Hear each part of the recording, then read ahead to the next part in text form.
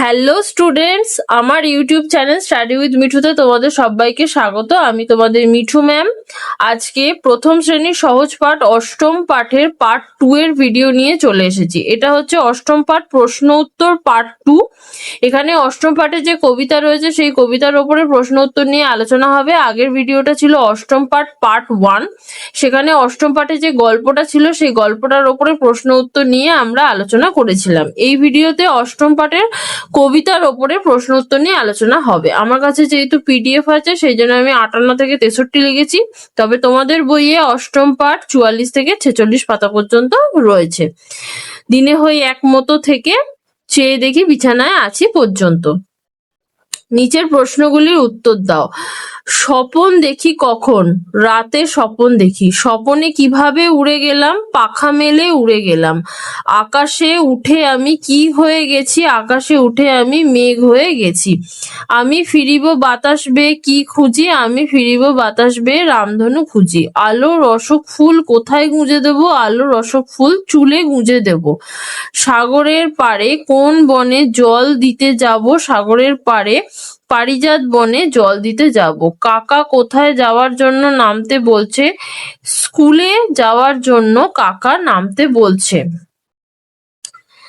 বাজের আওয়াজ কেমন? বাজের আওয়াজ কড়কড়। ঘুম ভেঙে চেয়ে দেখি কোথায় আছি? ঘুম ভেঙে চেয়ে দেখি বিছানায় আছি। কবিতার শিশুটি ভয় পেল কেন?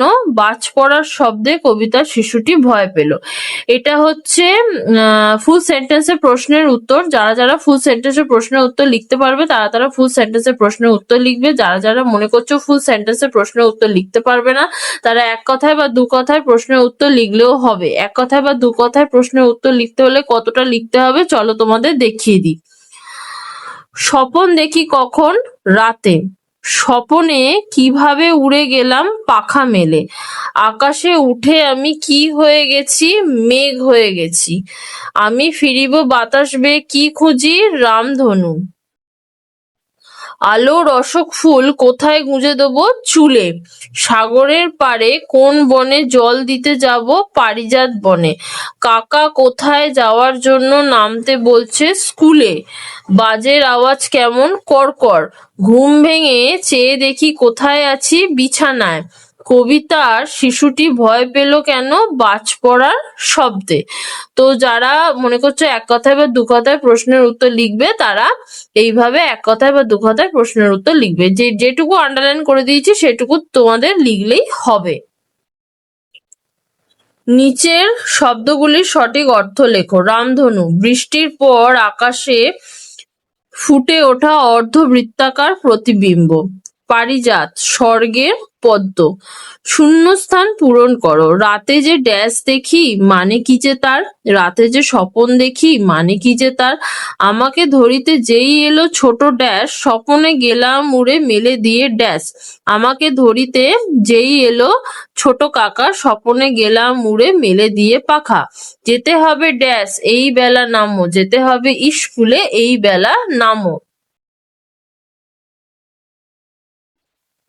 আমি বলি কাকা মিছে করো ড্যাশ, আকাশেতে উঠে আমি ড্যাশ হয়ে গেছি। আমি বলি কাকা মিছে করো চেঁচামেচি, আকাশেতে উঠে আমি মেঘ হয়ে গেছি। ফিরিব বাতাস বেয়ে ড্যাশ খুঁজি, আলোর ড্যাশ ফুল চুলে দেব গুজি। ফিরিব বাতাস বেয়ে রামধনু খুঁজি, আলোর অশোক ফুল চুলে দেব গুজি। নিচের এলোমেলো বর্ণগুলিকে সাজিয়ে একটি নতুন শব্দ তৈরি করো। ম এ তয়কা ক কি হবে? এক মতো।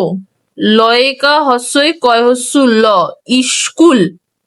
চয়াকা চয় হস্যি ময়িকা চয় চন্দ্রবিন্দু একা, চেঁচা মেচি।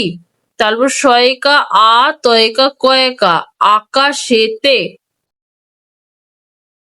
দন্ত নয় হস্যু ম রয় আকা ধ, রামধনু। তারপর শয়কা অ ক, অশোক। রয় হস্যি ত পয়াকা বর্গীর জয়াকা, পারিজাত। ত দয় চন্দ্রবিন্দু আকা, দাঁত। কয়াকা ছয় হস্যি ছয়াকা কয়াকা, কাছাকাছি। ছয়াকা বয় হস্যি অন্তঃস্থ দন্ত নয়াকা, বিছানায়। বাক্য রচনা করো। স্বপন, আমরা ঘুমিয়ে ঘুমিয়ে স্বপন দেখি। কাকা, আমার কাকা আমাকে খুব ভালোবাসে। পাখা, পাখিরা পাখা মেলে ওড়ে। স্কুলে, আমি প্রতিদিন স্কুলে যাই। আকাশেতে, রাতের বেলা আকাশেতে অনেক তারা দেখতে পাওয়া যায়। মেঘ, কালো মেঘ থেকে বৃষ্টি হয়। রামধনু, বৃষ্টির দিনে আকাশে রামধনু দেখতে পাওয়া যায়। দাঁত, আমি প্রতিদিন সকালে দাঁত মাজি। মা, মা আমাকে প্রতিদিন ভাত খাইয়ে দেয়। ঘুম, আমি প্রতিদিন ভোরবেলা ঘুম থেকে উঠি। বিছানায়, আমি প্রতিদিন রাতে বিছানায় ঘুমাই। সঠিক উত্তরের পাশে টিক চিহ্ন দাও। রাতে যে ফাঁকা দেখি মানে কি যে তার? রাতে যে স্বপন দেখি মানে কি যে তার? আমাকে ধরিতে যেই এলো ছোট কাকা, দুই হাত তুলে ফাঁকা বলে, দুই হাত তুলে কাকা বলে।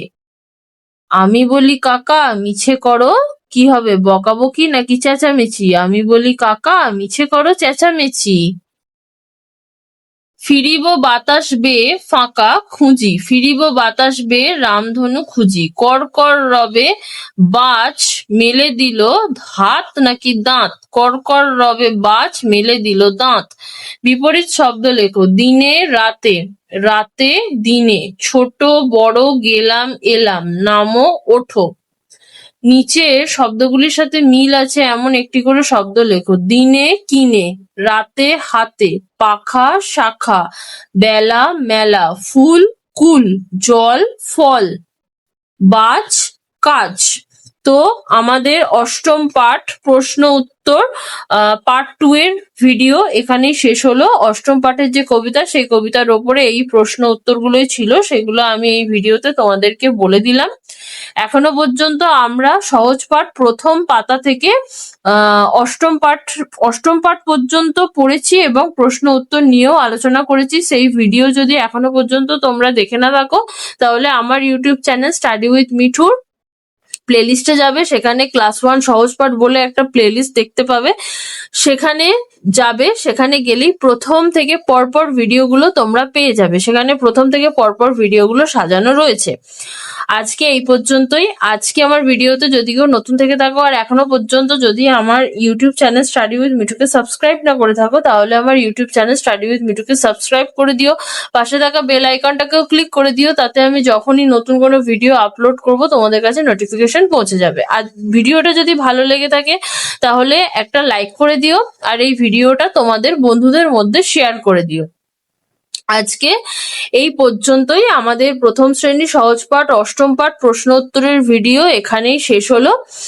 এর পরের ভিডিওতে আমরা নবম পাঠ নিয়ে আলোচনা করব।